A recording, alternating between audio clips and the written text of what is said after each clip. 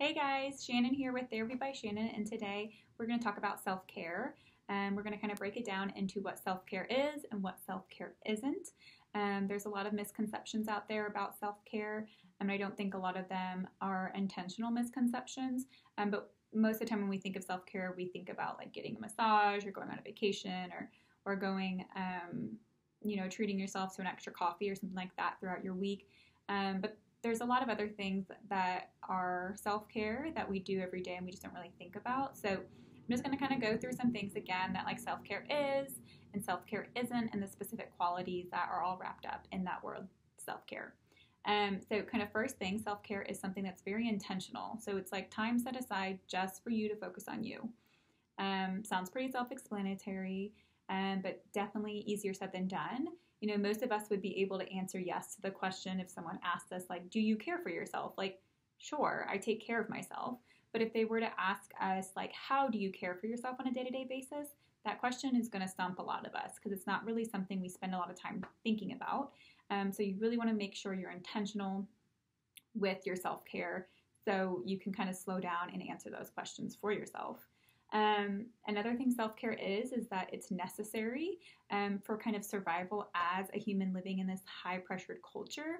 It should be something that like refuels us. It shouldn't be something that takes from us.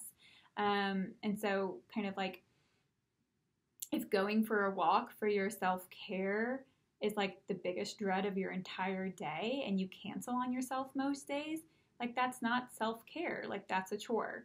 And so it is necessary for our lives, but we need to figure out how to fit it into our lives the way it works best for us. Another thing self-care is that it's caring. So, taking care of your mental, your emotional, and your physical health is what self-care is rooted in. And we often forget, again, to slow down and care for ourselves throughout the day. Because most of our days are super busy and they're kind of filled with either caring for other people or knocking things off of our to-do list. And so some things too to think about, like self-care is not, it's not selfish. Like in order to do it, we do need to obviously consider our needs, and this commonly gets like mixed up with selfishness. But remember that most of the time we really need to do a better job at caring for ourselves in order to take care of and or model for the people that we're around to do the same thing for themselves. So kind of meaning like if you don't care for yourself appropriately, you're not going to be able to show up in the way you want to take care of your loved ones the best way you could. Self-care is also not always expensive. I mean, some self-care items, of course, can be expensive, but we, again, commonly think of self-care as like getting massages or going on a retreat or getting our nails done as like self-care. And who has time to do that every week, every month, let alone even every year? So there's lots of self-care items that we can do throughout our days that are free and or very inexpensive. So we can go for a walk.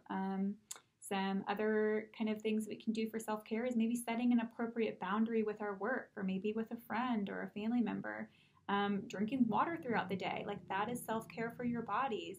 Brushing your teeth multiple times a day, that's self-care for your teeth. There's lots of ways that we can do self-care throughout our days that aren't expensive. Self-care also is not adding more of.